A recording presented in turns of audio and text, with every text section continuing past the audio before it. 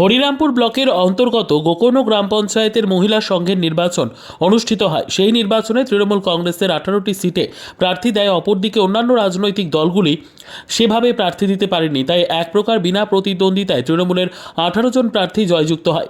এদিন জয়ী প্রার্থীদের ফুলের মালা পরিয়ে সাথে সবুজ আবির উড়িয়ে জয়লাভের আনন্দ উচ্ছ্বাস প্রকাশ করে ব্লক তৃণমূল নেতৃত্ব। এদিনের এই বিজয় মিছিলে উপস্থিত ছিলেন হরিরামপুর ব্লকের ব্লক সভাপতি ইয়াসিন আলী, গোকর্ণ অঞ্চলের অঞ্চল সভাপতি শহীদুর রহমান সহ গোকর্ণ অঞ্চলের তৃণমূল কংগ্রেস নেতৃত্ব।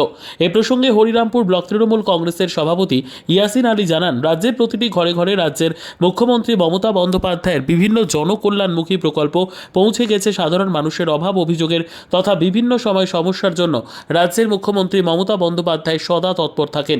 সুতরাং সাধারণ মানুষ তৃণমূল কংগ্রেসের সাথে আছে এবং আগামীতেও থাকবে, তার প্রতি স্বরূপ এই নির্বাচনের ফলাফল।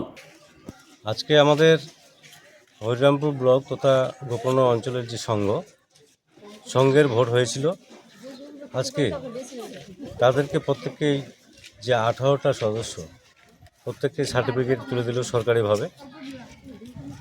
আমরা তাদেরকে নিয়ে আজকে তৃণমূলের পক্ষ থেকে যারা প্রার্থী হয়েছিল, এখানে বিরোধী শূন্য আমরা ভোট করে 18টা মেম্বার পাস করেছি। আমরা আগামী দিনে চরমভাবে লড়াই করব, কারণ বিজেপি যেভাবে মানুষের প্রতি ঘাত প্রতিঘাত করে যাচ্ছে একের পর এক, আজকে শুধু চাকরি নয়, গরিবের যে 100 দিনের কাজের টাকা থেকে আরম্ভ করে ইন্দিরা আবাসের ঘরের টাকা থেকে আরম্ভ করে সমস্ত কিছু বন্ধ করে দিয়েছে উন্নয়ন। পশ্চিমবাংলার মানুষের যেভাবে ব্যাঘাত পেয়েছে, ঘরের টাকা, তোমার বিভিন্ন প্রকল্পের টাকা বন্ধ করে দিয়ে তারা চাইছে যে পশ্চিমবাংলার মানুষের জন্য ক্ষতি হয়, পশ্চিমবাংলার মানুষ যেন ভাত না পায়। আমরা প্রত্যেককে জানাবো, পশ্চিমবাংলার মানুষের সাথে সাথে হরিরামপুর ব্লকের সাথে সাথে গোকর্ণ অঞ্চলবাসীকে, যে আমরা তৃণমূল সরকারের যে 94খানা প্রকল্প, সেটা আমাদের রক্ষা করতে গেলে মমতা ব্যানার্জি তথা তৃণমূল কংগ্রেসকেই সাথে থাকতে হবে। বিগত দিনেও ছিল, এখনও আছে, আগামী দিনেও থাকবে, এটা আমি আশা রাখব।